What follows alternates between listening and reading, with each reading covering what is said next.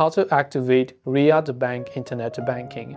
In order to activate Internet Banking on Riyad Bank, what you have to do is to simply launch the Riyad Bank mobile banking app first.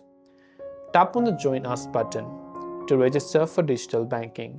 Right at the top you can see it says you can open a new account or register for digital banking using this form. So what you have to do is you have to make sure to enter your national ID, IQAMA or visitor ID that you used for your bank account, and the mobile number that you want to use or have entered in the form before, then your email address, then tap on the confirm button.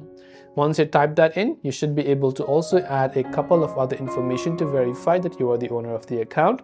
And lastly, you'll be asked to use your username and password so that you can log in next time. That way you can activate Riyad Bank Internet Banking. I hope this video helped you out. If you have got any further questions, do feel free to leave them down below. As always, thanks for watching till the very end of this tutorial and see you soon in the next video.